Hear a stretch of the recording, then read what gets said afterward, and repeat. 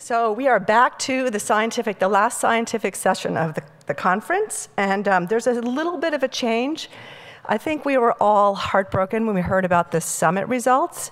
And as you recall, that target was utrophin. Now, there's some other companies in the space that are pursuing utrophin, and we are actually going to ask Justin Fallon from a company called Tivorsan, whose target is utrophin, to come up and just make sure that we understand that it does not mean, those summit results does not mean that utrophin is not a good target. So we're going to take about 10 minutes and let Justin do that, and then we'll get back to the rest of the schedule. Thank you.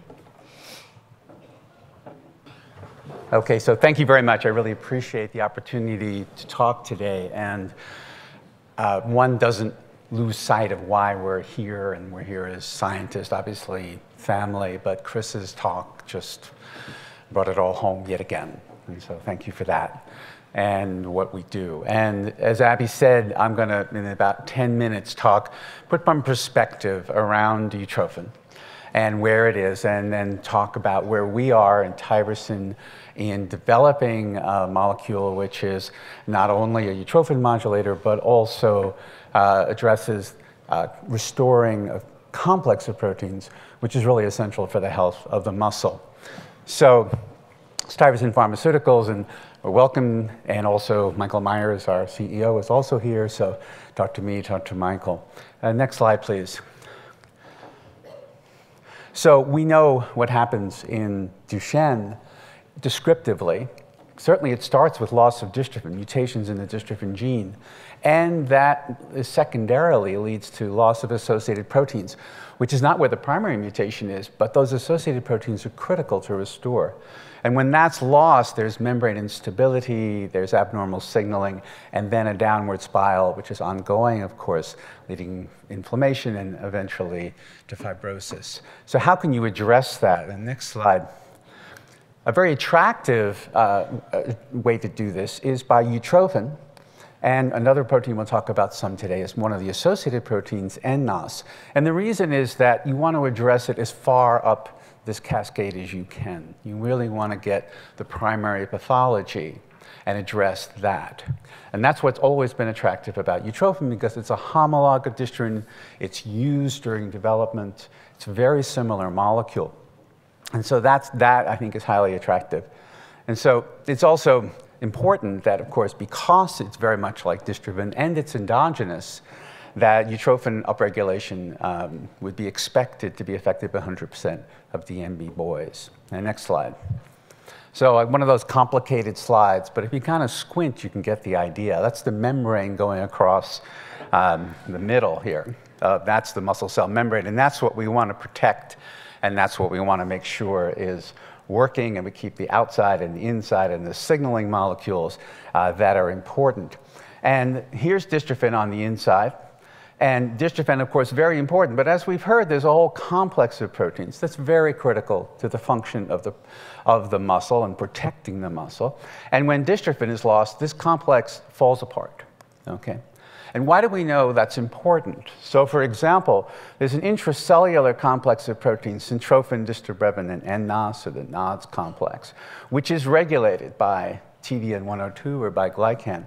And there are other muscular dystrophies, congenital muscular dystrophies, which present at birth, and these babies never walk. They have perfectly normal dystrophin. But what they're missing is this complex of proteins and one or but one matrix protein. So we know that dystrophin alone can't do the job. What you have to have is a complex of proteins. Okay. So next slide then. So in the case of utrophin, it too forms part of this complex, and the key is to get this whole complex restored functionally. Now, in a series of basic science work, which really stretches back almost 25 years, we were interested in how does the membrane associate, how does it organize? And we discovered this protein, this horseshoe, by glycan, which is an extracellular matrix protein. That's good because it's on the outside of the cell, and you can deliver it without anything fancy. You can just inject this protein into the bloodstream, and it will get to the muscle. So, and what it normally does is to regulate, everything in red here is regulated by by glycan, or TVN102, which is our recombinant version, and particularly in development, and that's when utrophin is normally highly expressed.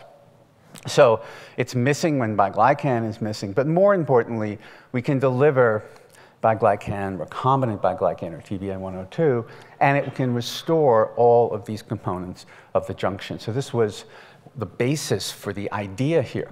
And next slide. So very quickly, we leveraged what normally happens in development. We know utrophin's normally high. We asked the question, how does this work? And the answer to that is biglycan, or TVN102. And we leverage that and say, okay, if it was done in development, can we make it happen in a dystrophic situation? And that was the idea. Okay, the next slide.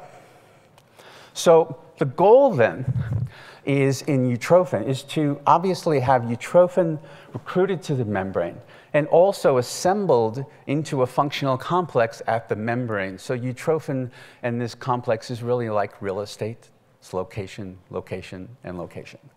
That you have to really have it in the right place, in the right context, in order for it to function, because it's protecting the membrane and regulating signaling. So how can you do that?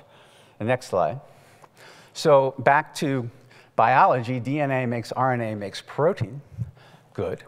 And in this case, the gene in utrophin makes RNA and protein. So how could one address this to really achieve our goal of restoring this complex? The next slide. So sutripid, as we heard, is aimed at the utrophin mRNA. And I just want to take a moment to really acknowledge Summit for doing a very good job with that clinical trial. They really designed it well. They did it rigorously. They did it in a blinded fashion. They did it technically very well. And we were all very disappointed in that. Okay. But I think we learned from that. We certainly learned about clinical trials. And we know that in the patients, there was a modest increase in utrophin. This is at the level of the messenger RNA. Now, next slide. Where TVN102 works is here, at the goal where we want to restore this complex of proteins. So it does recruit utrophin protein into this complex, as well as associated proteins. And something that's important to keep in mind is utrophin is already upregulated in Duchenne boys. So you have the reserve there. The question is, how do you bring that reserve into play in order to have it be functional? Next slide. So this is an example now of utrophin upregulation. This is now in mouse. So this is a vehicle treated, and now we have a mouse that's been injected with recombinant biglycan with TVN102. As you can see, there's in these experiments over a 3-fold increase in utrophin at the membrane. The next slide. In addition, we see other important protection. So there's less degeneration. You can do that by central nuclei. You've heard about that before. And something that we've now all tuned into more recently is serum creatine kinase, because that reports on the integrity of the muscle membrane. If it's leaking out, it tells you the muscle membrane integrity. In the dose-response fashion, dose-dependent fashion, we see a reduction in serum creatine kinase after this is two weekly doses of TVN102. And next slide. Also, TVN102 improves muscle function, protects it from damage. And this is a complex slide. I won't go through it in detail, but I just want to make a couple of points. This is a dose frequency response. We gave it once a week, once 2 weeks, and 1 3 weeks. And we see a dose frequency dependent improvement in muscle function, the protection from damage from eccentric contraction. And other aspects of this experiment, this was all done independently, done outside the laboratory. We saw a normalization of heart weight, which I think is very important. So the heart became smaller. Diseased heart's a larger heart. It began to be normalized. And we didn't see any safety signals in these experiments either. So next slide. We also looked and asked whether in Duchenne cells, so myotubes from cultures that were made from DMD boys, we certainly also see an increase in utrophin expression in treatment at the membrane. That's the darker one there. There is some utrophin there, we know that. But then you treat with TVN102, and it increases. Okay. Next slide, please. So where are we now? Just in the last couple of minutes with TVN102. This has been a long road, and you guys have been immensely supportive. and patient. We've been frustrated. You've been patient. You've probably been frustrated too. If you are, you can tell me. And the reason for that is that this manufacturing has really been a challenge. This is a complicated protein. And we wanted to get it right, because we don't want to put your boys in a trial if we didn't really have confidence that we're giving them something that really has a shot at working. And to do that, you have to make it correctly. And so that's what we've been doing. Having done that now, we've completed what's called range-finding safety pharmacology in rats and non-human primates. So we have doses with safety up to 150 milligrams per kilogram.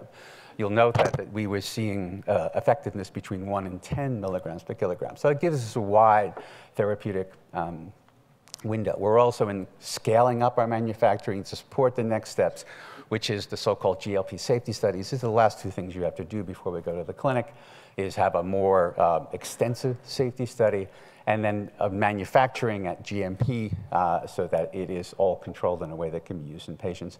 And our goal is to initiate clinical trials in the coming year. So finally, next slide. So thank you. I mean, you guys were here from the beginning when this was a glint in our eye. We weren't looking for it. It came knocking on our door. Pat said, you had come to a PPMD meeting. I did. I've never looked back, and I thank her for that immensely.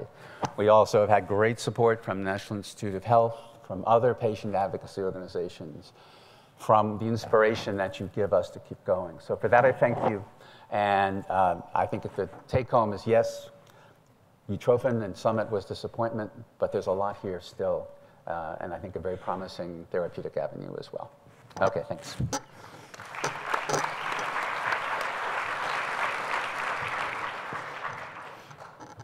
Thanks for that great explanation, Justin. So the last session is all these potential therapies are designed and talking about how do we make our muscle cells and our muscle fibers healthier. So the first speaker is Michelle Krishnan from Roche Genentech. Do we have a... And right now we don't have... Oh, here's the clicker. Okay.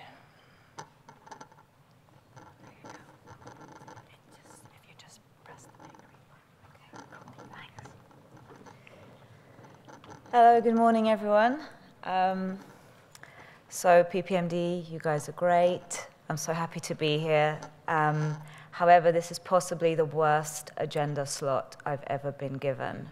But I am grateful that I've had about 10 minutes to compose myself before actually trying to give my talk. So thank you for that beautiful talk. Thank you, PPMD, for having us here. And I think that really helped remind us all why we're here and why we're working, all of us are working on these clinical trials to move this forward.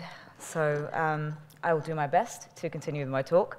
So I'm Michelle Krishnan. I am a clinical science lead for the Roche Genentech anti-myostatin program in Duchenne muscular dystrophy. And this is our disclaimer slide. And so I'll start with something particularly boring to you all, which is just to clarify that Roche and Genentech are effectively one entity. So Pat had mentioned yesterday that she was really happy to hear that at one point that Roche were working on Duchenne, and then shortly afterwards she met someone from Genentech and they said they were also working on Duchenne, and then she figured out that we were both one entity, so it was kind of not so exciting. But just to make clear to everyone that we do work together, Roche and most of the team at Roche are based in Switzerland and Europe, hence my British accent.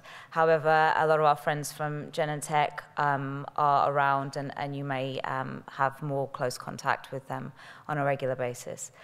So I'll just start by talking a little bit about myostatin, which is our target, and I think many of you are familiar with this, and then talk about our molecule and our program.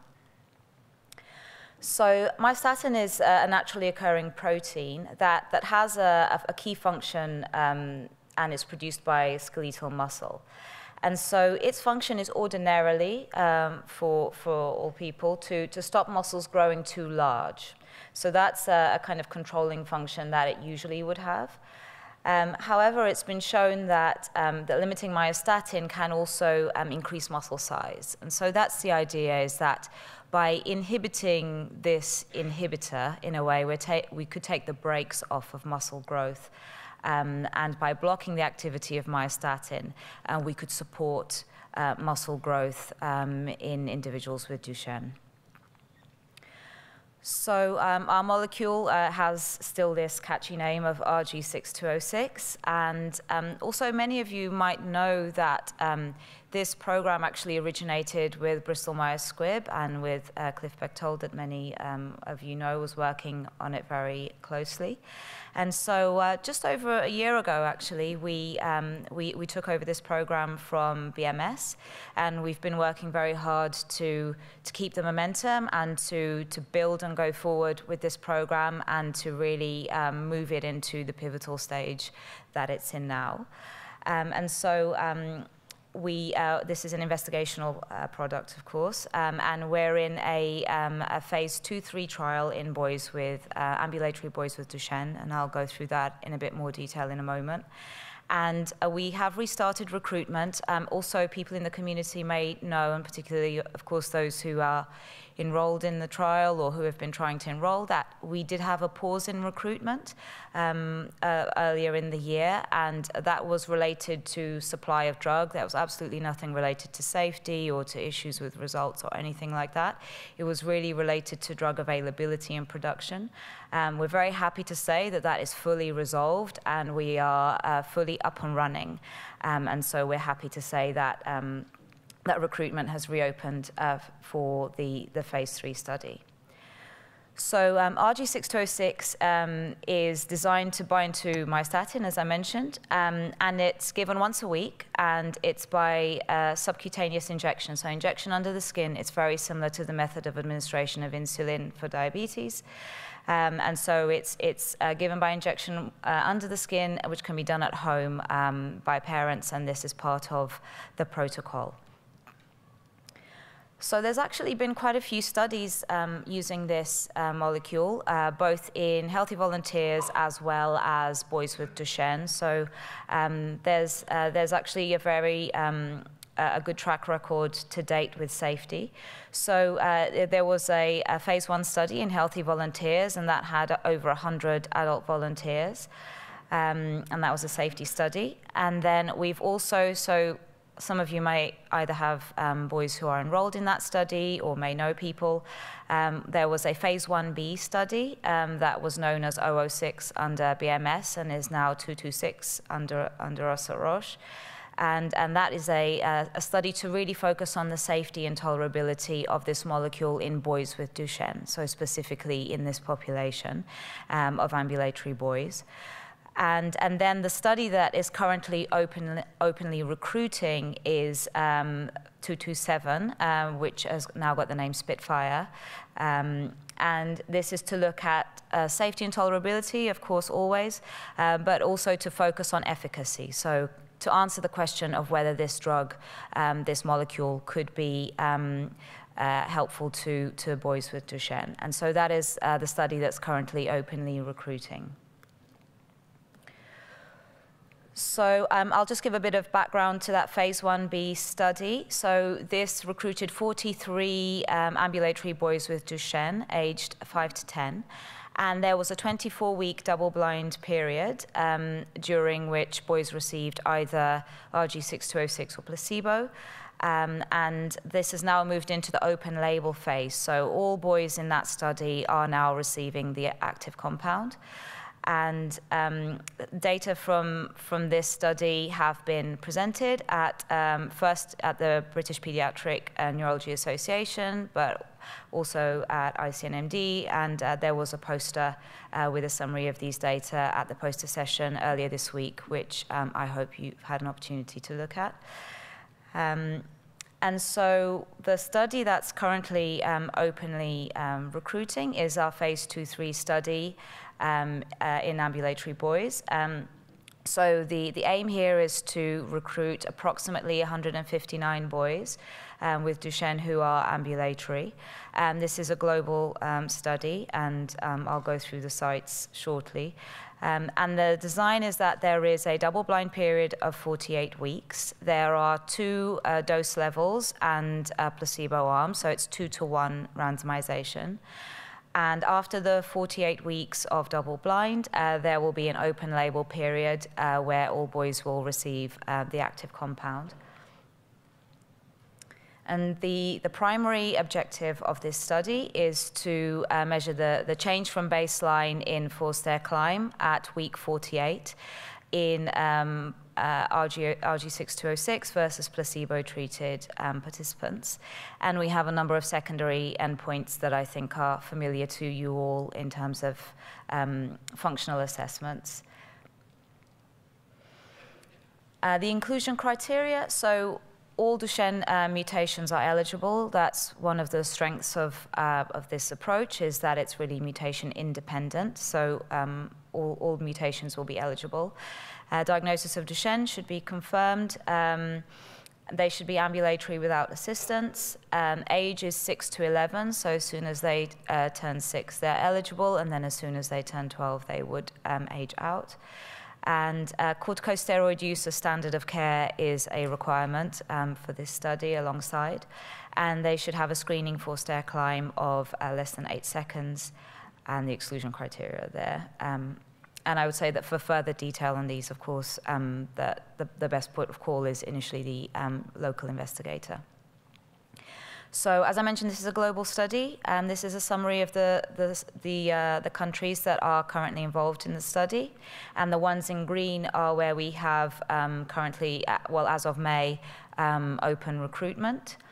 And focusing on the US, so this is a summary of the sites that are currently recruiting. So in green, you see the ones that were open in May, and then in white, the ones that are in the process of activating. So I think that concludes my talk.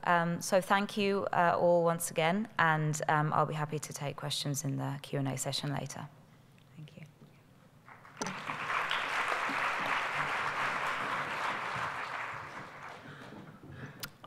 So next we have Sharon Marraffino from Pfizer, who's going to talk also about an anti-myostatin program.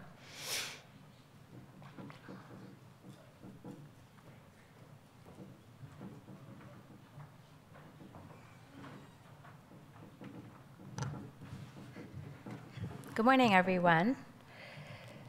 I'm really grateful to be here this morning, and I really want to thank Parent Project for inviting us to talk about the Pfizer domogrozumab anti-myostatin program. My name is Shannon Marraffino. I am a director in clinical research with our Pfizer Rare Disease Research Unit. We are located in Cambridge, Massachusetts. I have a particularly long history with this compound, as I actually have been working on it since the first initial healthy volunteer study that was started in 2012. So I'm really excited to talk to you more today about this compound.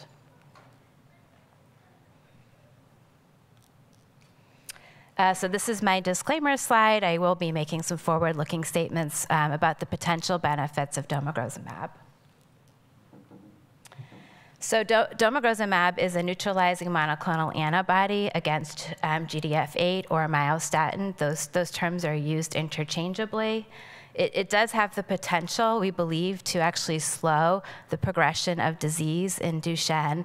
And I want to talk to you a little bit this morning about why we think that is true, as well as talk to you about the ongoing clinical trial program. So domogrozumab is a monoclonal antibody, and its action is to block the action of myostatin. Myostatin, as Michelle was just explaining, is a naturally occurring protein in the muscle that regulates muscle growth. When a muscle is injured, satellite cells begin to differentiate, and they do that through targets by proteins such as myostatin and TGF-beta. those myoblasts differentiate and then further differentiate because of the inflammatory response into myofibroblasts and then eventually into fibrotic tissue. What we're trying to do by blocking myostatin is to redirect how those cells differentiate and move them more into a myocyte and eventually into a myofiber. We believe that by blocking that action and changing the pathway for this differentiation of cell, that we may be able to increase muscle growth as well as improve the strength of the muscle and improve the overall quality of the muscle. So just a little bit of background. Catherine Wagner, Dr. Wagner, who you may know from Baltimore, she and her colleagues actually looked at the MDX mouse model early on to explore this pathway of myostatin to see how it may change for if you remove myostatin in an MDX mouse. And she did this by looking at both a mouse model where they were making myostatin as well as a mouse model where they removed the myostatin. And what you see on the left-hand side is that MDX mouse who was making myostatin, and when you compare it to the MDX mouse model on the right-hand side, you see a fairly improved phenotype for that muscle. So now that they knew that they could do that by knocking out the myostatin, the next question was, well, can they actually deliver a drug that will have the same effect? So a study was done that was conducted in a wild-type mouse, which is a mouse that isn't affected by the Duchenne phenotype, as well as a control MDX mouse, and a mouse treated with an antibody against myostatin. And on the right-hand side, you'll see a graph that shows when they looked at the creatinine kinase, that treated MDX mouse actually returned to close to a normal wild-type mouse. And we also see that in that treated mouse, they actually had an improved phenotype of the muscle with less fibrotic tissue.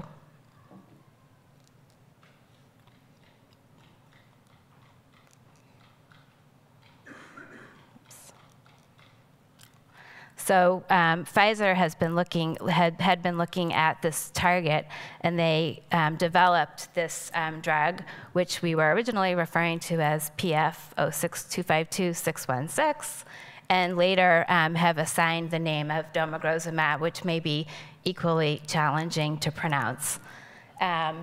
This drug was tested first in MDX mouse, where they dosed the mice for a period of 8 weeks. And following 8 weeks of treatment, they found that there was an increase in lean body mass in these mice, as well as they had increased muscle weight. They also do a test in these mice to try to figure out if there's any improvement in strength, and they do this by looking at what's called a grip test on the mice, and they actually saw that there was an improvement in the grip strength.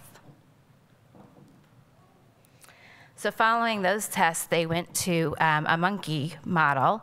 The monkey actually doesn't have the phenotype for Duchenne, but what they did see is following 8 weeks of treatment in a monkey model that they had a dose-dependent increase in the lean body mass, in total lean body mass, as well as even within the legs of those monkeys. And then even more interestingly, what they learned from this study is that even when they dosed for 8 weeks, there was an immediate response to this monoclonal antibody at 4 weeks. The graph on the right shows that they stopped dosing these animals at 8 weeks, but that increase in lean body mass was continued even beyond the dosing. And then they also looked at these animals by using MRI of the quadriceps muscle group, and they saw that there was an increase in muscle volume in these animals as well. So all of that data led us to our first healthy volunteer study, which was conducted in 73 adults. And in that study, we learned that this drug could be given via IV infusion and with no safety issues. That led us to our phase 2 study, which I'm showing you here. This is a phase 2 double-blind, placebo-controlled, multi-center study that we're conducting in 8 countries at 31 sites worldwide. It is a 2-year study. We have 2 periods in the study. The first period is 48 weeks, and the second period is another 48 weeks.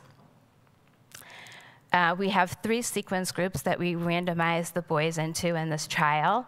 The first 2 sequence groups would receive active drug during that first 48 weeks, and the third sequence group would receive placebo. When we were developing this protocol, we worked with the advocacy groups to really try to understand what parents might be looking for in a clinical trial. We understood that placebo was a problem, and we also felt it was really important to study this group for a long enough period of time, given that the changes in these boys can be variable. So what we introduced was the second period of the study, where sequence group 3 would be able to receive the drug during period 2. So all the boys in this trial will receive within subject dose escalation. So they'll receive all dose levels of this drug. So they'll receive a low, medium, and high dose. They're dosed once per month via an IV infusion. Our primary endpoint for this study is based on the forced stair climb. It's a mean change from forced stair climb at 48 weeks. And we also have many other secondary endpoints looking at additional function measures on the North Star, 6-minute walk test, as well as strength measures. In our study, we've also included many exploratory endpoints, looking at changes in muscle volume on MRI and the quality of muscle. And then finally, the secondary endpoints for the study really require that we evaluate these boys all the way through 2 years. What we can learn by that is we can learn what happens to a group that doses over 2 years. Is there any major difference between those groups?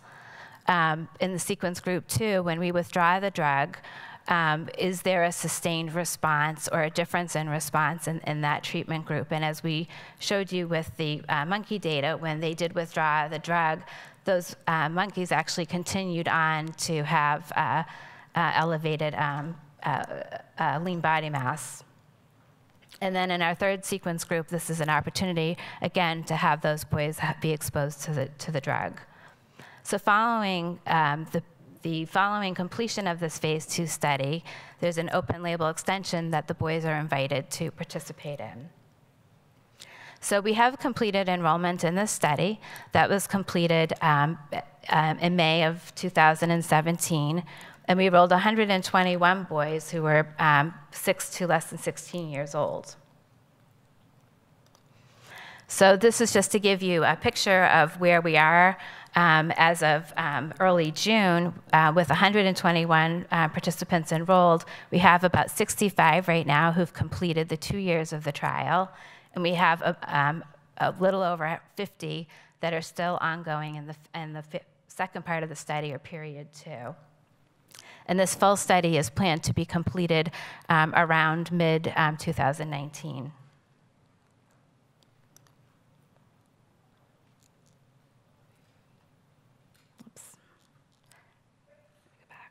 So our open label extension study has also been enrolling since 2016.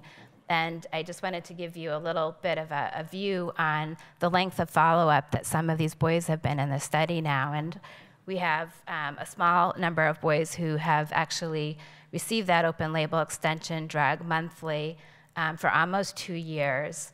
And the greater majority of the boys enrolled have received the drug less than a year with a monthly IV infusion. And so to date, we haven't seen any serious adverse events that are related to this compound. So some of the things that we've learned early on, so this is an ongoing double-blind study, but some of the things that we have started to look at around the data for this trial is to try to understand about our ability to actually measure some of these functional assessments, and can we do that reliably? And one of the ways that we evaluated this was to look at the difference in the way the forced stair climb measures were collected at the screening visit versus the baseline visit. and there's about a 6-week difference between those visits. And so we were really pleased to see that when we compared that data, we actually had excellent reliability, which we were very pleased about because we did spend a lot of time trying to assure that we set up the training with all of these 31 sites worldwide to assure they'd all be measuring in a consistent and reliable way.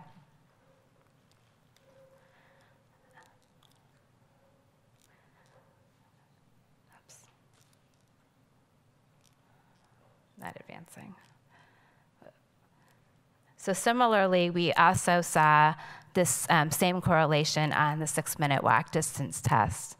So these are all really good signals for us around the quality of the data that we've been collecting in this trial. The other piece of information that we've learned from this study is we're looking at cardiac troponin I, and one of the things that we found was at baseline, we have about 20% of the boys who actually have elevated cardiac troponin I, which doesn't appear to be related to any observed cardiac events or any other associated function in their heart. And that was on imaging. So that was, this is interesting to learn with this data collection that we're doing. The final item I wanted to touch on was we have included MRI, which is a non-invasive imaging tool that we can use to understand more about the quality of muscle over time. And generally, when we've seen MRI done in Duchenne, you generally see it done at single sites, or the imaging DMD group have actually conducted this at 3 sites.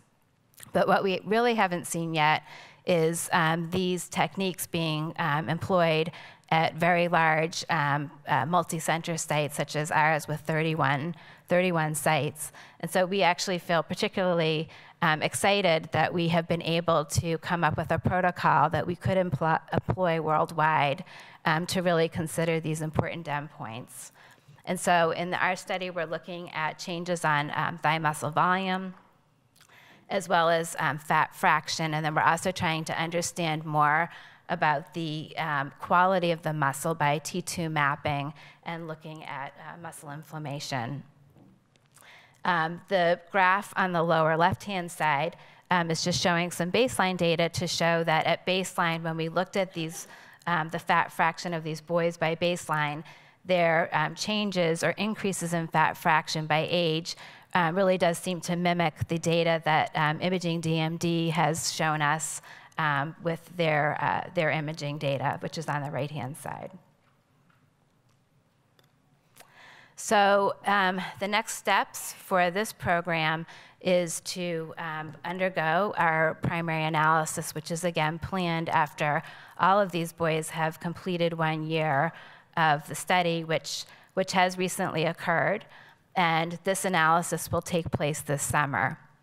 So the primary analysis is a statistical test to really measure the differences of the mean change from baseline on the 4-stair climb following 1 year of treatment. At the time of the primary analysis, we'll also be looking at changes on other functional endpoints as well as our biomarkers. So this analysis is planned to be conducted this summer. However, because this is a double-blind study, we will only have a small, limited team at Pfizer who would actually conduct this trial. So nobody who's actually involved with the conduct of the day-to-day running of the trial would be involved with the analysis. Because this is a double-blind study and we want to ensure the integrity of that blind is maintained through the full completion of the trial, we aren't planning to share those results internally as well as externally. So following this analysis, it is possible that the study may be terminated if we don't see that there's any benefit with this drug. However, we are hoping that we can continue this program and complete the full study next summer as planned. Finally, I just want to say thank you to the community, the families and boys who have participated in the trial, It really is amazing how many people, touch these trials to make them work. The sites, the clinical sites, the support we have from imaging and clinical evaluators, as well as the advocacy groups who have supported us all the way through. So I just want to say a huge thank you to all those people to help make this happen. So thank you very much.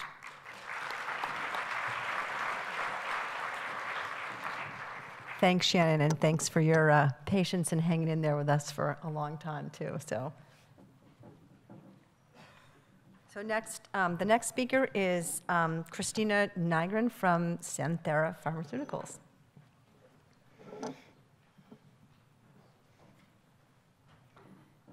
It's just the big green one. Yes, okay.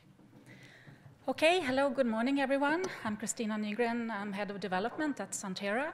I work at our headquarters in Switzerland, in Basel, but we also have an office in Boston, and I have all my dear colleagues from the US office here, and our CEO, Thomas Meyer, is also here. So, and also I would like to thank you very much for inviting us to give this opportunity to give this talk. And also I would like to thank the organizers for a great program. And also it's very rarely to go to congresses and be so emotionally moved. And I'm just getting over the keynote lecture. It was fantastic. So I will focus on my talk completely on respiratory function and pulmonary care. I will talk about idebenone. We also call idebenone Raxone in Europe because we have an approval for a rare eye disease for Raxone. But here we talk about idebenone. So in a forward-looking statement, and I would like to talk about respiratory function decline and how to understand what it is, and also the need for a targeted treatment. I will mention our finalized phase 3 study, the DELO study, but also our ongoing phase 3 study, the CIDERO study. In addition, we have an expanded access program just starting, and I will talk a little bit about the activities that we do to raise awareness and to help with education when it comes to respiratory function for DMD. So I hope you can see this graphic, but as loss of ambulation starts at around 9 years in DMD boys, at the same time, the loss of respiratory function is starting, and the muscles, the respiratory muscles also weakens. When this happens, the lung volumes and the flow rates decrease. This means that it becomes more and more difficult to breathe in and to breathe out. When this happens in the beginning, maybe there are no symptoms or maybe no specific symptoms. There can be headaches or fatigue. Maybe sleep might be affected. But as the muscles continues to weaken, also the ability to cough becomes more and more difficult. And when you cannot cough any longer, you cannot clear the lungs from mucus. And when you have even a simple common cold, it can become really, really difficult if you cannot cough. And the common cold can become longer in duration, and there can be more complications. And there's also a higher risk of respiratory infections and also more severe pneumonias and maybe eventually more hospitalizations.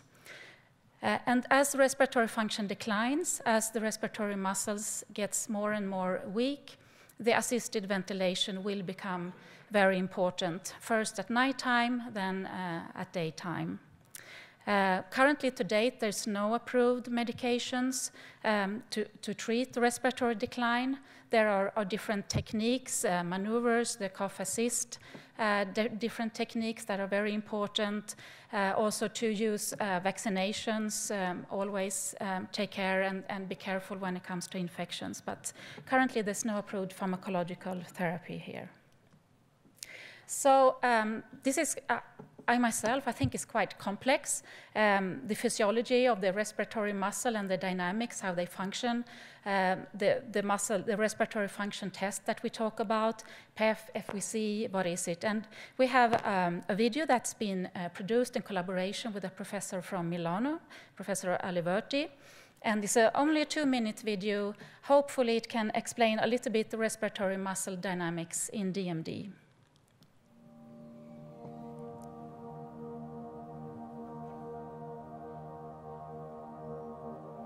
During tidal breathing at rest, inspiration occurs primarily from contraction of the diaphragm and inspiratory ribcage muscles, whilst expiration occurs from relaxation of these muscles and the elastic recoil of the chest wall. During a forced maneuver, all inspiratory and expiratory muscles are activated.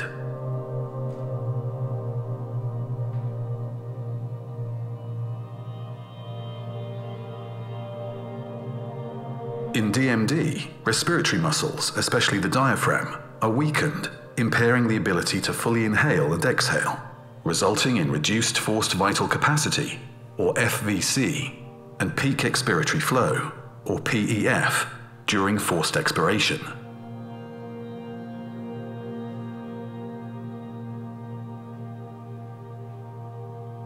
Using cutting-edge imaging technology, we have shown that the average abdominal contribution during normal breathing declines with age, indicating early diaphragmatic weakness. This is clinically important because reduced abdominal contribution is a predictor of cough inefficiency and nocturnal hypoxemia in young patients with DMD. An increasing body of evidence has demonstrated that PEF is a sensitive and reproducible measure of respiratory function that requires only a brief maximal effort. PEF, like FVC, is a validated summative measure of lung function, integrating both inspiratory and expiratory muscle function. PEF has the added advantage that it declines at a constant rate, earlier than FVC. Therefore, it is more sensitive in measuring respiratory decline across a wider age range in both ambulatory and non-ambulatory patients.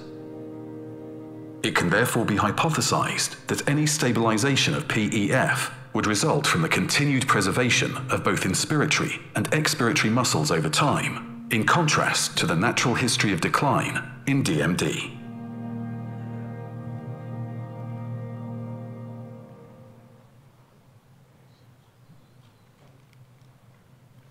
So just to summarize, if you look at this schematic to the right, this is a healthy person, and this is the spirometry measures that's done in the hospital.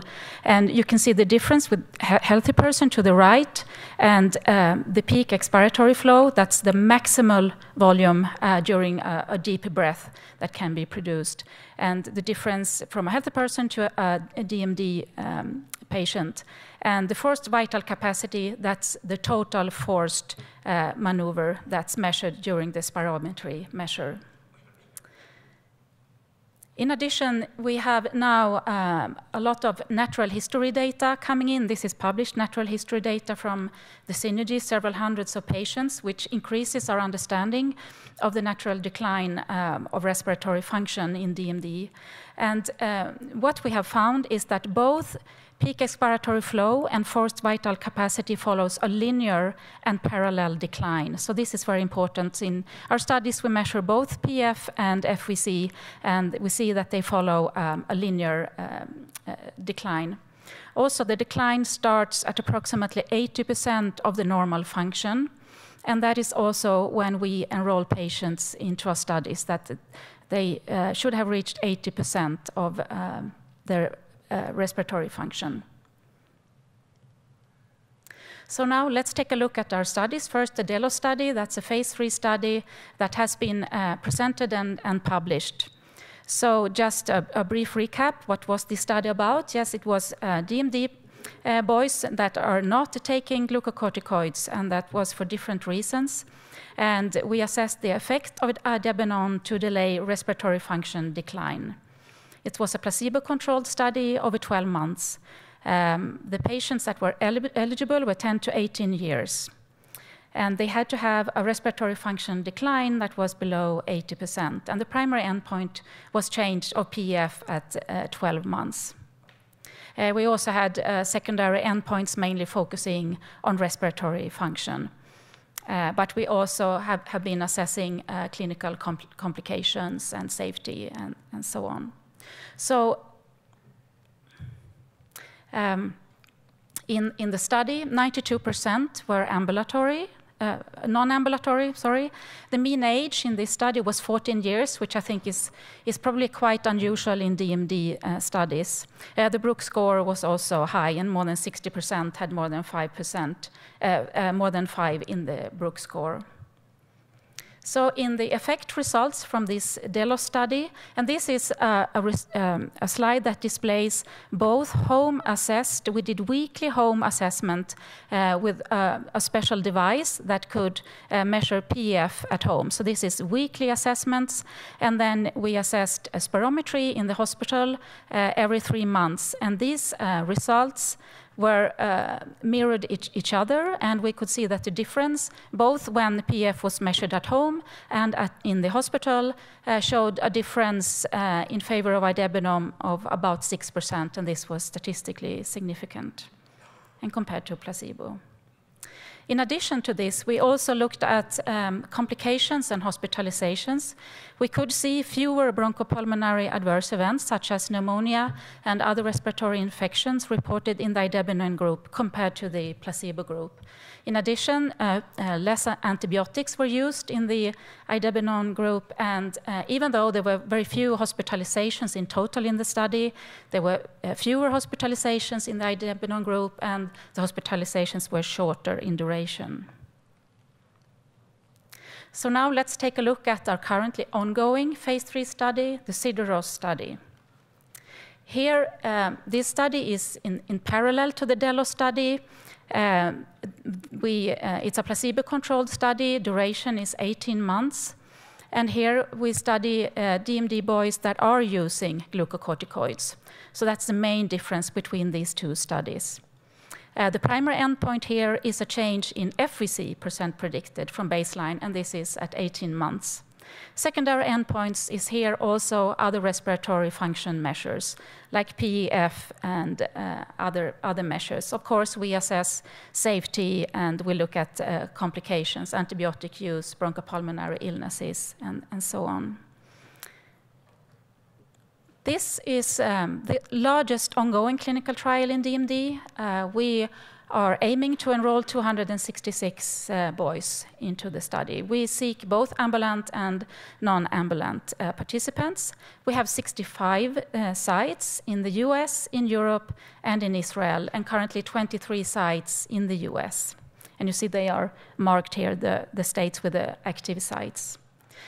When the study is finalized and completed after 18 months of treatment, we offer all participants to roll over into an open label extension that will continue for another at least 18 months.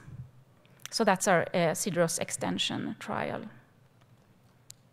If you are interested or want to read more, we have a web page called siderosdmd.com, so you can find more information here. Also, of course, there's information in the clinicaltrial.gov.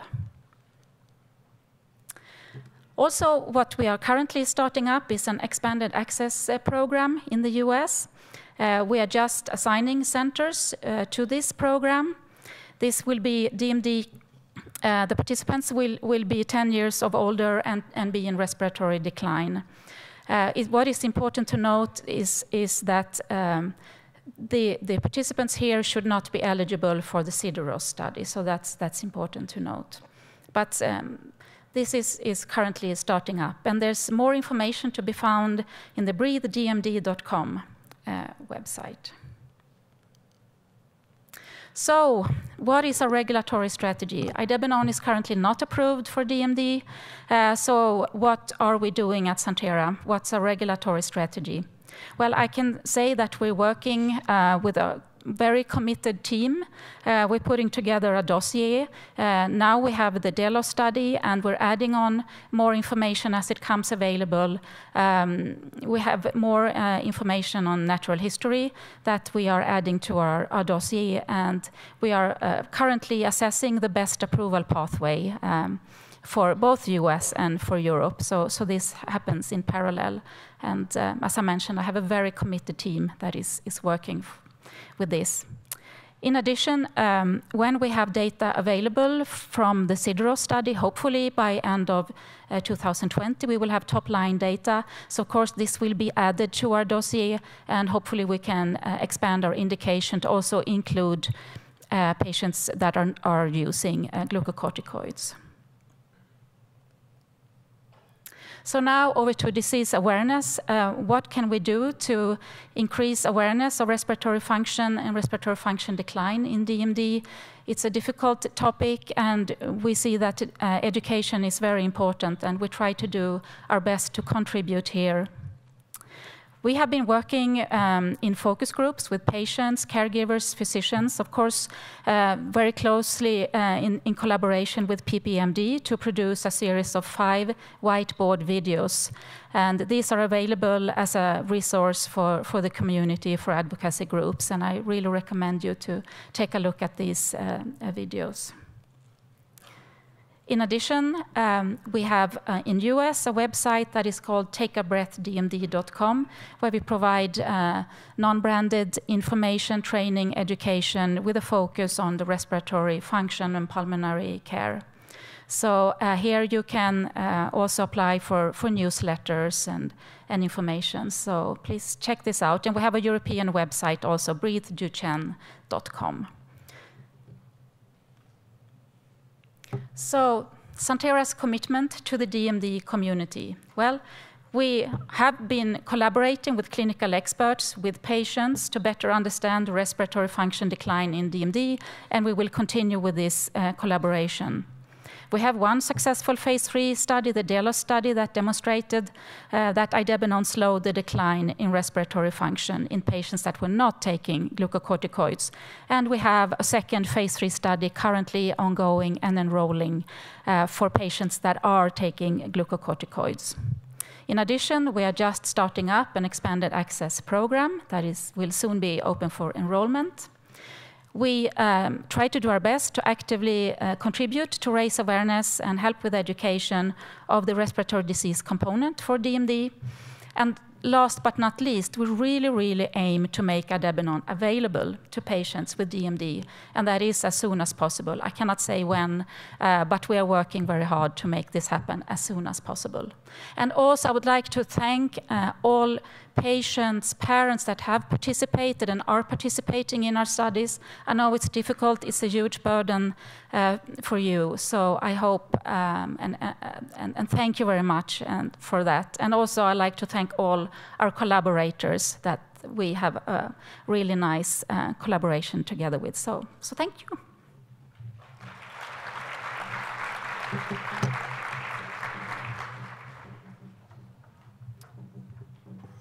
We now have Phrixus and Lynn Jeffries.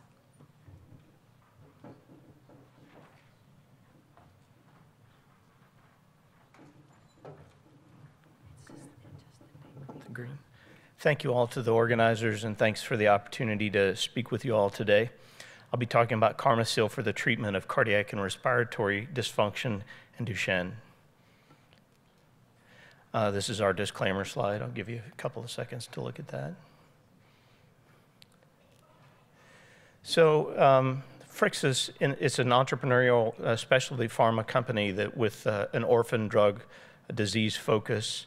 And it's really about, the mission is about advancing Pharmaceuticals for Duchenne muscular dystrophy and other diseases caused by membrane instabilities, and we'll talk a little bit more about the membrane instabilities in a few minutes. There were 2 initial product candidates for Pharmaceuticals. One was in the Duchenne space, and that makes it amenable to daily subcutaneous dosing, which is very similar to insulin. You heard about that from Michelle, an approach earlier. And then for heart failure, for a possibility of treating patients with acute decompensated heart failure. The company has a long-standing history with us at Cincinnati Children's. I run the heart failure and cardiomyopathy program there. And so this made sense for us to collaborate and potentially do a study. And we're really ready to test Pharmaceuticals as a first proof of concept trial in DMD. I'm sure everyone in the audience are very familiar with these data, but it's a degenerative disease we're talking about with very significant unmet clinical needs. about 15 to 20,000 boys and young men affected by DMD in the US and Europe. Increasing lifespan, apparently shifting patient mix to non-ambulatory patients, as many people know, now estimated at approximately 60% of the patient population. However, these patients also suffer from heart failure, and we'll talk a little bit about that. There are no device options for heart failure. There's no wheelchair for the heart. This is by Dr. Tobin. I would argue that there are some potential wheelchairs for the heart that we've leveraged, such as mechanical assist and those sorts of things that have sort of been pioneered in the US at our institution. But there's no doubt there are therapies that are lacking that directly target the source of the disease and some of the pathophysiology associated with the disease. So as everyone knows, prior respiratory dysfunction was the leading cause of death in the population. Now that's transitioned into cardiomyopathy and advanced heart failure. So there's this change in gait and loss of ambulation, obviously increasing skeletal muscle weakness, which progresses to respiratory dysfunction, and ultimately the development of clinical symptoms of heart failure.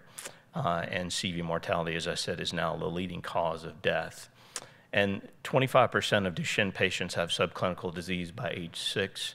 Annual screening by echo is recommended by age 10. At our place, we're a little more aggressive. We actually use cardiac MR by the age of 10 because we look for things like scar tissue and look for fancy sequencing such as T1 and native T1 mapping. But everyone should be having some type of imaging to delineate the size of the heart, the squeeze of the heart. And then it's also important for Becker patients as well. As many of you know, maybe the only manifestation clinically in Becker may be cardiomyopathy. So it's an important thing to be screening for. And then screening for mothers that also are genotype positive. And we follow probably about 80 to 100 carriers at our clinic. And many of them do manifest the cardiomyopathy that very much is similar to what we would see in Duchenne or Becker. And we use standard heart failure therapies, so we apply American College of Cardiology, American Heart Association directed therapies, which include things like ACE inhibitors, ARBs, beta blockers. But these have their own limitations and they're not curative. Most of those therapies are targeted at the result of heart failure, meaning trying to slow down the heart rate, trying to decrease congestion. Those are the things that we're trying to accomplish. So heart failure and DMD is a difficult to treat disease with really limited guidance from the FDA and others when it comes to what are the endpoints that need to be assessed. Different muscles responding differently or not at all to current therapeutics is an important thing. Compounds in clinical development have limited efficacy against heart disease, so most of the therapies we're talking about aren't really targeted at heart. The FDA does not accept imaging as an approvable endpoint.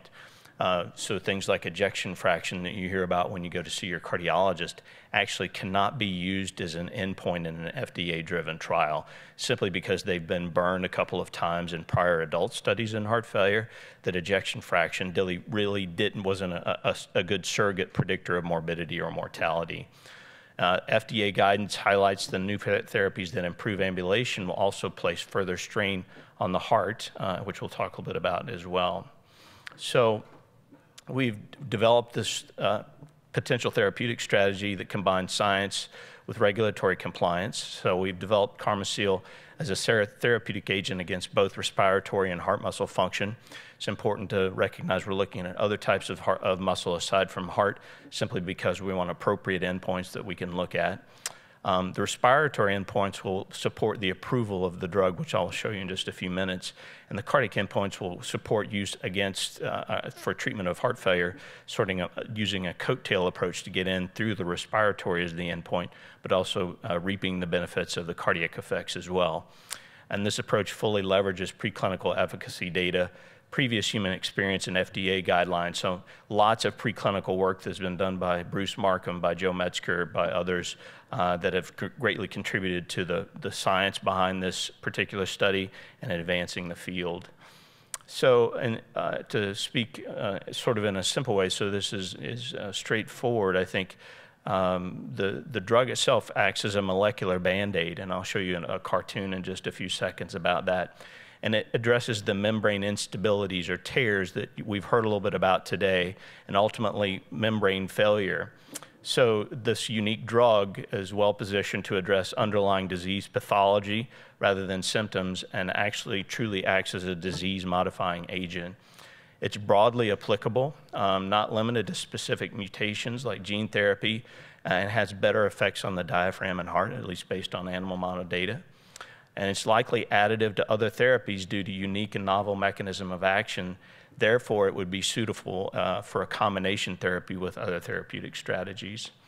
So the main takeaway here is that it's a low molecular weight polymer, which allows for repair of the membrane instabilities or tears that characterize muscle cells in DMD. So you heard a little bit about this prior, but the absence of dystrophin results in these micro tears in the cell membrane. And what happens with that is an influx of calcium, which can be damaging to the heart. All these micro tears result in squeeze problems, so systolic dysfunction, result in increased inflammation. They disrupt the NO pathway. They do a lot of different things that are very deleterious to cardiac function long term. And what happens with Pharmaceuticals is we try and through the therapy itself tries to plug up these holes effectively, reduce that calcium influx, but it also reduces the efflux or the release of enzymes such as CK, for example.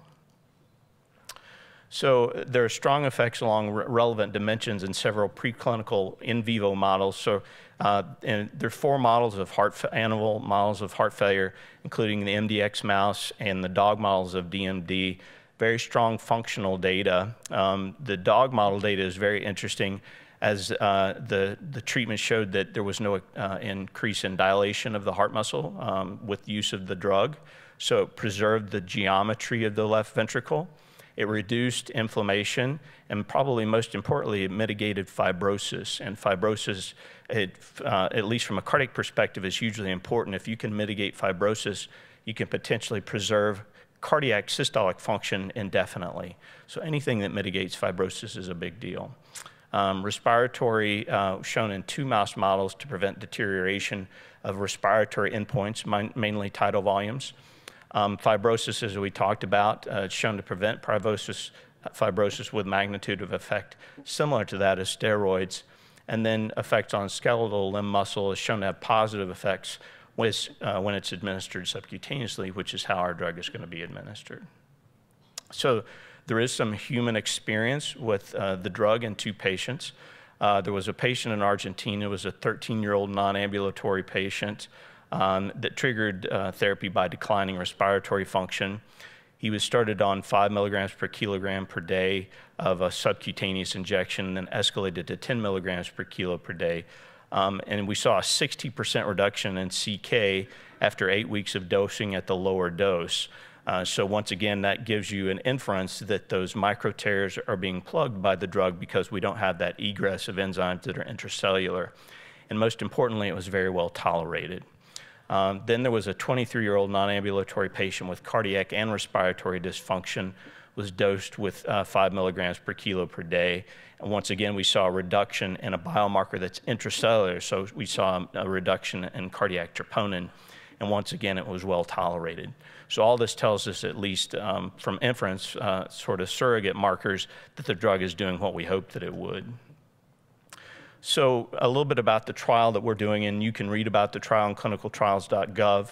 And I'll give you my contact information at the end of the talk that I'm more than willing to take questions and answer.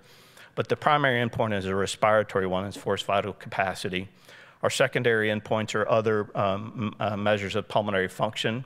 Our cardiac secondary endpoints look at things like the volume of the left ventricle, the overall ejection fraction of the ventricle, the degree of fibrosis, which would be assessed by cardiac MRI, relaxation time. So we're curious to know about diastolic function in the myocardium, and then also wall strain. So how much force can be generated by the cardiac muscle.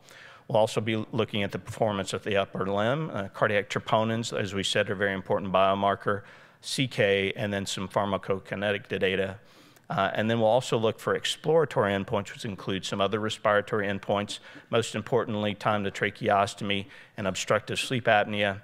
We'll look at overall cardiac mass and remodeling of the heart. So I explained to my patients that when you develop Duchenne-related cardiomyopathy, the heart goes from being more of a football shape, the left ventricle, to more of a basketball shape, so it becomes more spherical. we're trying to reduce that. That changes the geometry and ultimately the efficiency of the heart to pump blood. So anything that we can do to prevent this, what's called remodeling or adverse remodeling, is hugely important in the setting of myocardial disease. So the inclusion criteria, looking at boys and young men, obviously be male, be 12 to 25 years of age. The first 3 patients will be done in adults, so patients 18 to 25, and then after that we'll look at some safety data to make sure that we can move it into a younger population. They need to have impaired respiratory function, percent predicted FVC of less than or equal to 80%. Must have the ability to perform pulmonary function testing, must have to have mild to moderate fibrosis of the heart as assessed by cardiac MR, as I was saying. Have left ventricular ejection fraction less than 50. So no one would argue that that represents true systolic dysfunction if your ejection fraction is less than 50. And have been non-ambulatory for at least 6 months. We do also specify the patient be on corticosteroids for a stable regimen for at least 6 months. Have been on a stable treatment regimen for their cardiac dysfunction. That can include a variety of drugs such as ACE inhibitors, beta blockers, and or angiotensin receptor blockers. Patients could be on what we call MRAs, or mineralocorticoid receptor antagonist therapy, which includes spironolactone or eplerenone. We use those drugs as antifibrotic agents, so many of our patients are on those therapies. We want them to be on a stable dose of those medications for at least 6 months. They need to reside within 200 miles of CCHMC because this is a local trial. We're only doing it at our institution. And be willing to travel to Children's for clinic and blood draw visits. These are some of the exclusion criteria. This is no means comprehensive. If there's been exposure to another investigational drug within the last 90 days prior to start a study, with the exception of the treatment for deflazacort, a percent predicted FVC of less than 55%. If the patients are unable to perform pulmonary function testing, if they have respiratory failure, which would be defined as requiring ventilation during awake time, if they're unable or unwilling to undergo echo and MRI with gadolinium as contrast, remembering cardiac MR can be very challenging. It's a bit claustrophobic in those machines. And to administer the gadolinium, we actually have to place an IV, and many of our patients are very difficult sticks for IVs. Use of certain supplements within 30 days prior to screening, and then I have a history of major surgical procedure within 30 days prior to starting the study treatment. Some more exclusion criteria. If they have ongoing immunosuppressive therapy other than corticosteroids, that would be an exclusion criteria. Are participating in another therapeutic clinical trial except for the deflazacort expanded access program. Have a diagnosis of chronic lung disease, including asthma or cystic fibrosis. So obviously these would be confounders to our primary, secondary, and exploratory endpoints, so we want to avoid those patients that have other underlying lung pathology. If they are chronic users of beta-2 agonists or other bronchodilating medications in the preceding month, and have moderate or severe hepatic impairment or moderate to severe renal impairment as determined by the principal investigator. So to summarize, we think this is a unique approach that's based on very solid science and has great promise to treat heart failure and respiratory dysfunction in boys and young men with DMD. And as I was saying, it's very much a site-directed therapy, and at least the initial human data that we have are very compelling in the fact that we saw decreases in CK and troponins, which suggest that we've provided some membrane stability. And as you've heard, that's the key ultimately to cellular function, is if you don't have that membrane stability, you're going to have degradation, apoptosis, all these other sort of mechanisms at play, and that increases overall body inflammation. So anything we can do to stabilize the membrane is of huge advantage to patients with dystrophinopathies. There's a potential to address multiple aspects of the disease, not just heart disease. So no change in the FDA's policy is required to get approval, back to the idea of looking at cardiac endpoints or biomarkers for endpoints. First trial is already a phase 2 trial, so timeline to approval will be shortened is what we hope. And we hope we can get these initial 8 patients done relatively quickly over the course, maybe over the next 6 to 9 months. And they'll obviously be followed for 52 weeks after. And the NIH and parent organizations have been crucial in getting this approach towards its first clinical trial. So much of the preclinical work has been funded by various agencies, including the NIH, the NHLBI, BRCC, NIDDK has been important, Pure Michigan, the SMART program through the NHLBI, and then Pneumoda. And many of the ongoing projects have been supported by parent organizations, most importantly Coalition Duchenne, Charlie's Fund, and Team Joseph. But all of these have played a significant part and have really contributed to the opportunity to do the preclinical and now the clinical work for this therapy.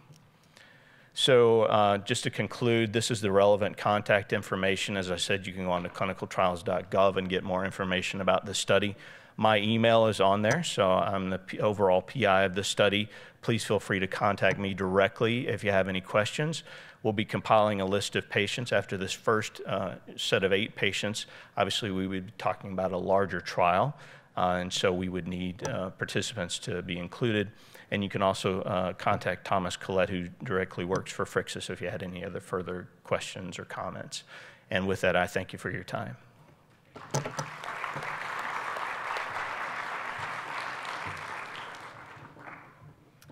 So thanks for hanging in, everybody. We have one last speaker for this session, and it's a duo. Is it going to be one or two? Just one. Okay. The Fibrogen, and I unfortunately do not know which. You'll have to introduce yourself because I don't know which one you are. And then we're going to ask all the panelists to come up for the Q&A, or the speakers.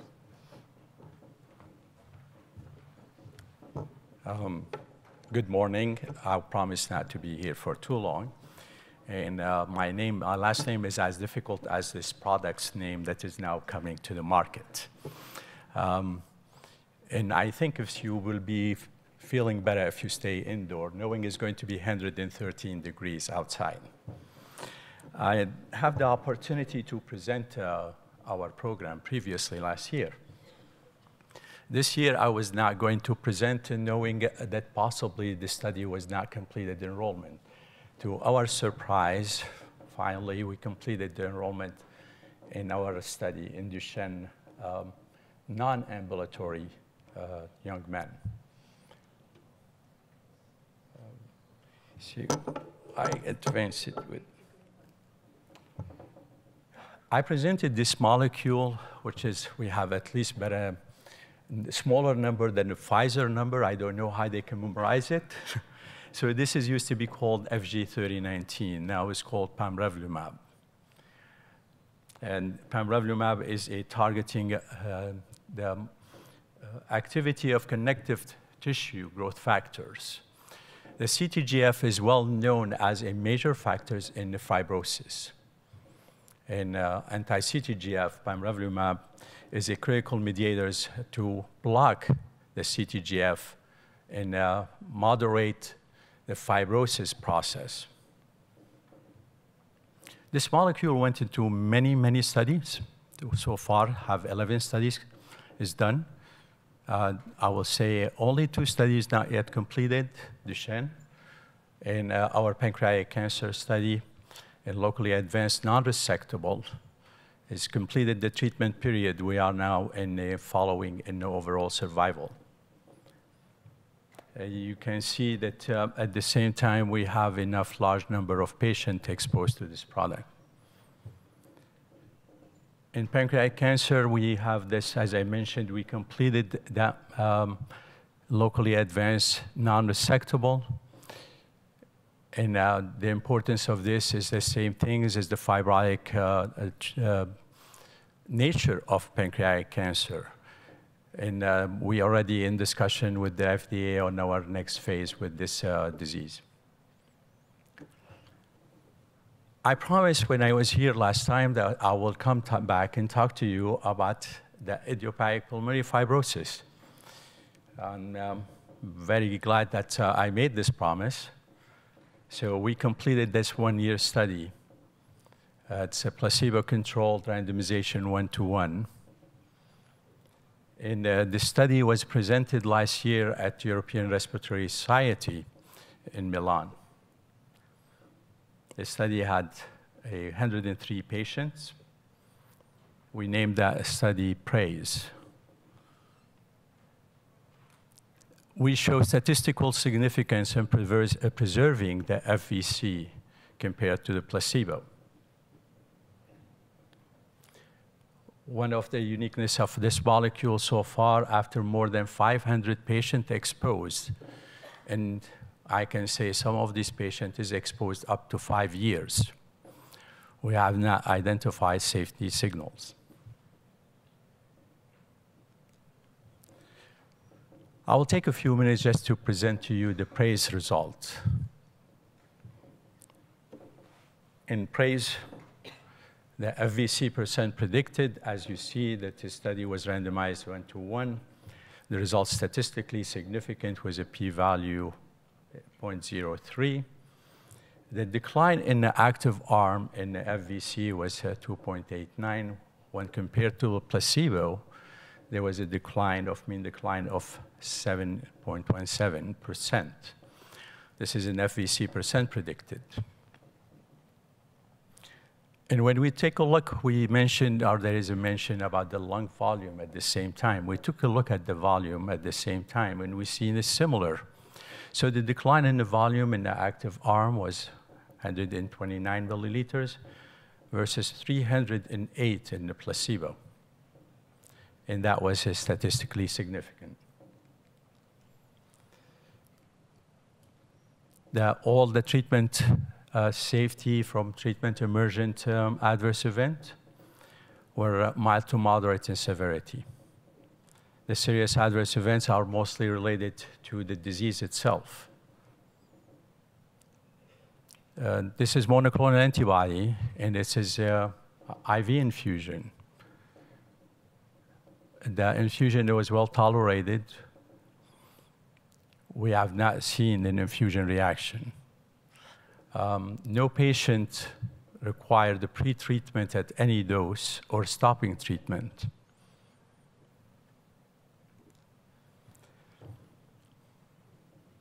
The 079 study is our Duchenne muscular dystrophy study that I presented last year.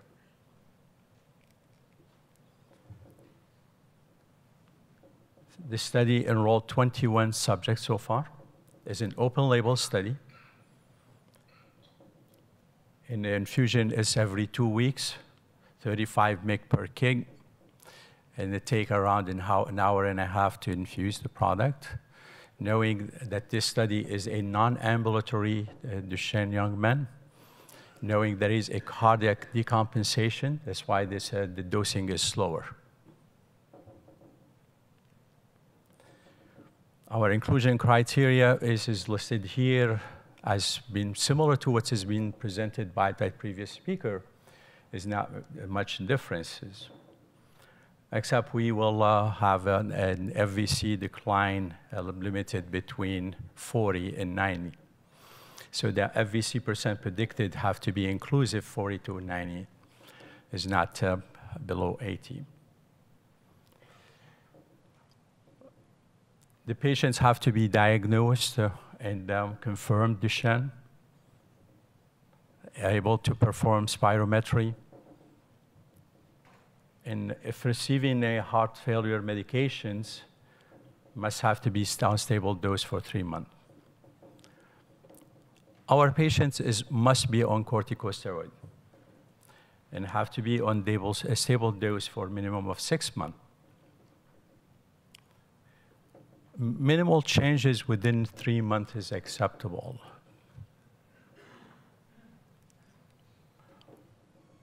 Our key exclusion criterion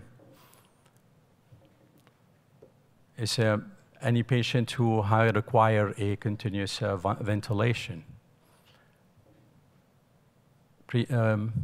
Surgery that's occurred soon before the study or an anticipated implant surgery.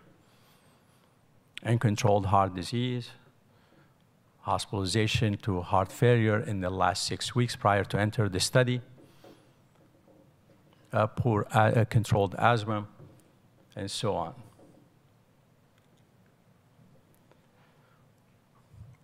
The study is US only study. And we're lucky that every single site at the end came forward and enrolled at least one subject, which was very important that we can see the experience across the board.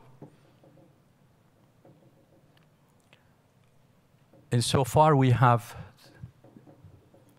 currently 3 patients who already been on our study for over 2 years.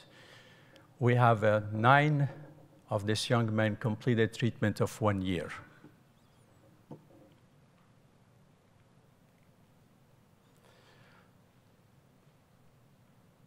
So no one quit the study, which is not expected. There's no death, no serious adverse events related to the product ever reported. Treatment emergent adverse events was reported at 90% of from this young man. A majority of them are mild to moderate with CTCAE grade 1 to 3.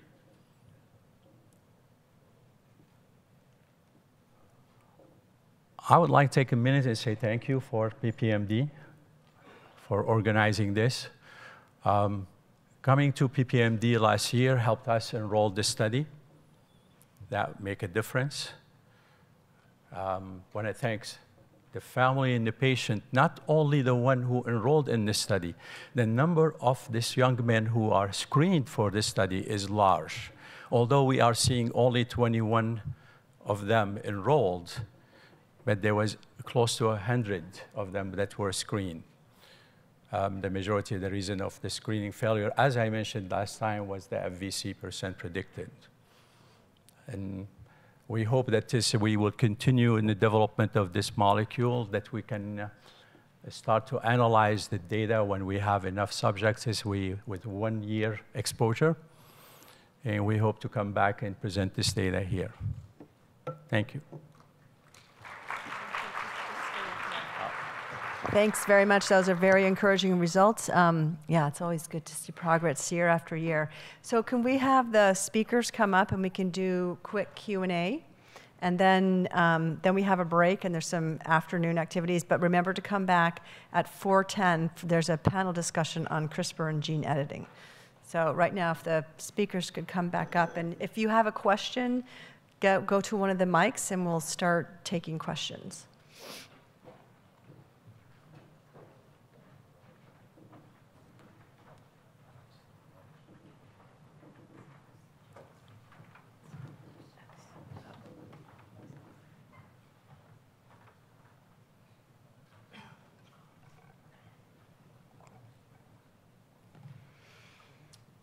Yes, this is on. My question is for Roche. Any top line or results that you guys have from some of the boys who were on the first part of the study while it was during BMS that you could share? So regarding the phase 1b study, that was a safety study. That was the primary objective. So we can say that the safety on that study has been very good to date, and so that was the primary outcome. Regarding any other exploratory analyses, I'd be happy to discuss with you sort of outside of the panel discussion. We did have a poster at the poster session, and there was an abstract submitted, but I'd be happy to follow up with you. Thank you.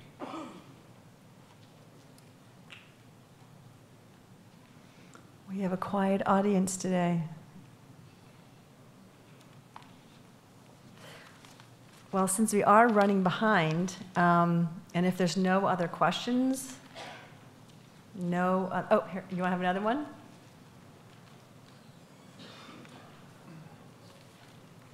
So thanks for all the presentations, guys, and all the work that you do. My question is regarding both the myostatin and the utrophin.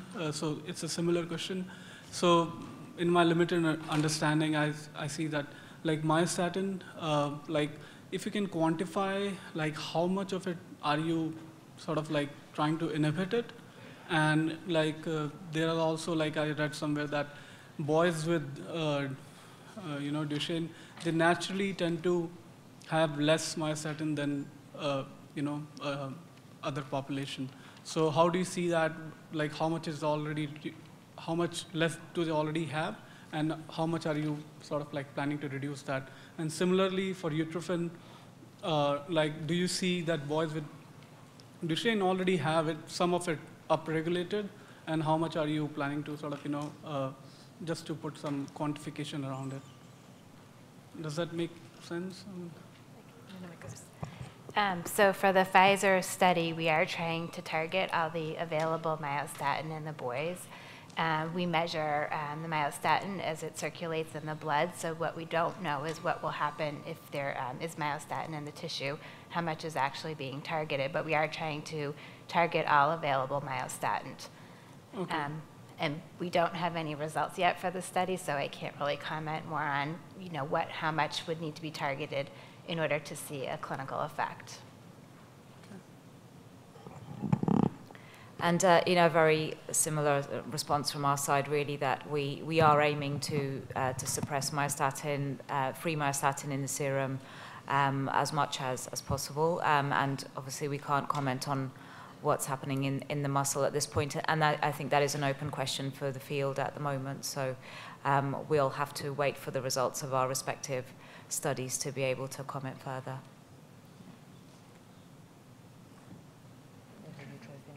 Oh, I'm sorry.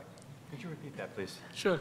So utrophin upregulations, I believe, like you talked about, recruiting more utrophin.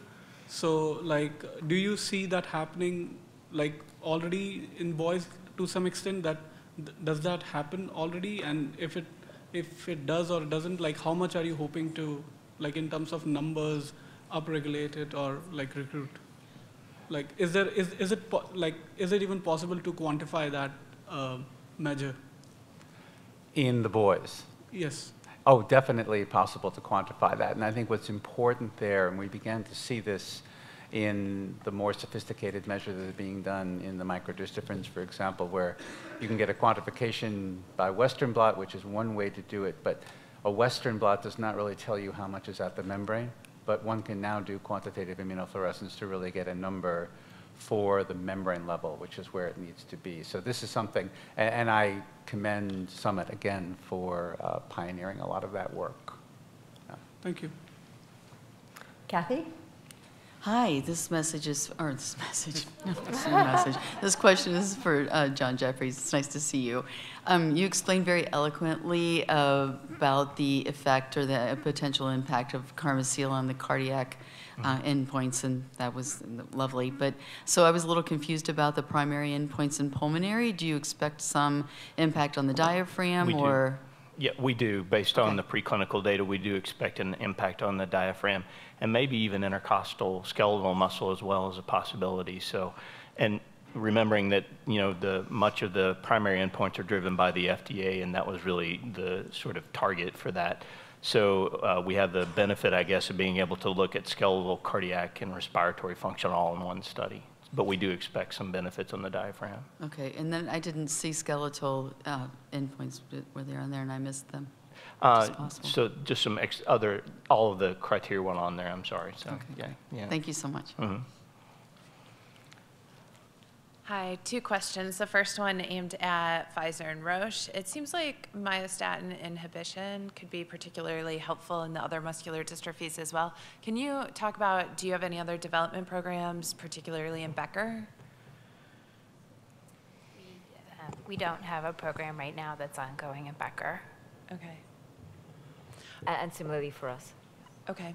And Dr. Jeffries, you had mentioned that you're going to be looking at time to ventilation in your study. Mm-hmm. Can you talk a little bit more about how you do that in a 1-year study and kind of what you're looking for?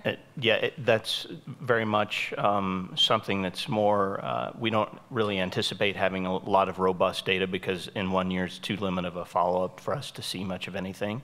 So it's just another endpoint that we wanted to throw in. But you're right, the longitudinal nature of the study won't permit us to get significant data out of that, especially in 8 patients. Yeah, this question is for the myostatin inhibition. Some time back, the trials were going on, and there was some side effects like epistaxis and gum bleeds. So how are those taken care of now? So I'll start from our side. So those side effects, I believe that you're mentioning, relate to a different anti-myostatin molecule that had a different binding mechanism. Okay. So speaking from the Roche molecule, it does not have the same pathway molecular binding as that previous study. And so we have not had any indications of any safety signals in our phase 1b study, as I mentioned, and explicitly there were no concerns regarding bleeding or any of those specifics that you've mentioned. Similar for the Pfizer domogrozumab compound, we haven't seen any of those off-target effects that we're seeing with the ASO31 inhibitor. We've had no safety issues. Thank you. Okay, so we have one last thing before you guys are all set free. I think Ryan wants to do a little bit more polling. And I want to thank this great panel of speakers for a great session this morning. And I'm hoping that we all see you next year with good news. Thank you.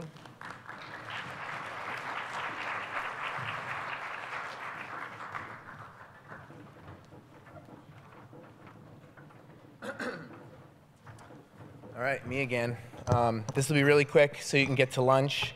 We were supposed to poll all the companies, but I noticed that a number of them are not here, so we're going to save that for after the CRISPR panel, because I'm sure they'll be interested in the CRISPR panel, and we'll come back and participate. So we do have 2 questions specific for family members, and this could be for any family member, whether you're a caregiver, an adult with Duchenne, aunt, uncle, grandparent, whatever, all the above. So the next 2 questions are a little more specific than our past questions, and it's dealing with wearables.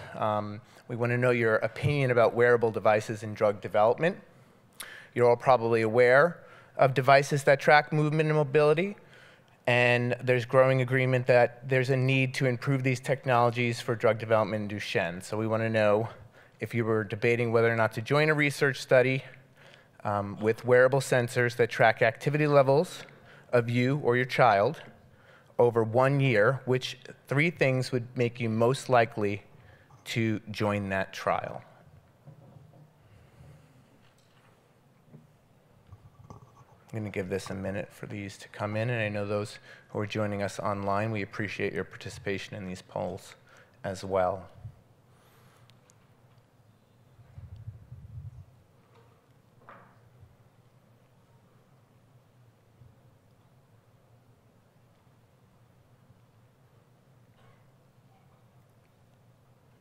We see both the altruistic option of improving our understanding, as well as it not interfering with other studies in the lead right now.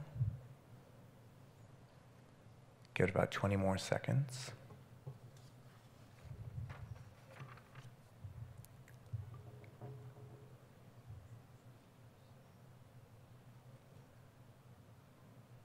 And being able to track your own child or your own activity levels is also high on that list.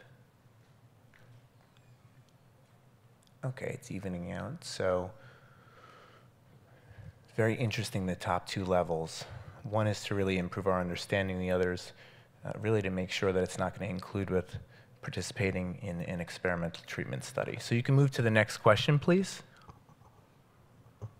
We want to understand in the same type of question what would be a deal breaker or least likely to join a trial with wearable sensors.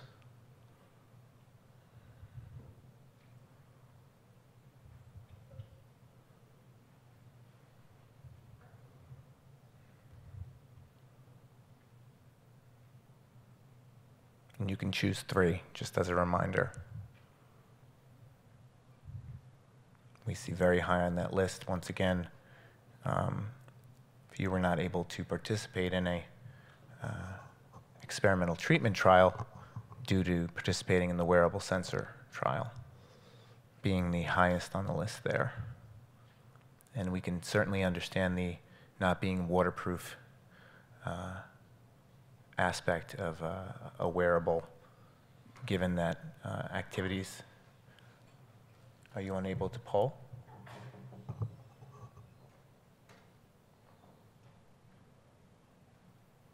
Still coming in. I'll give you 10 more seconds, and then I promise to release you to lunch.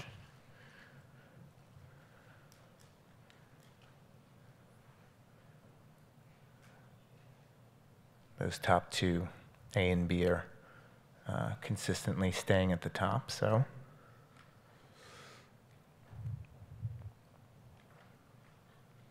Okay, so that ends the polling for this session.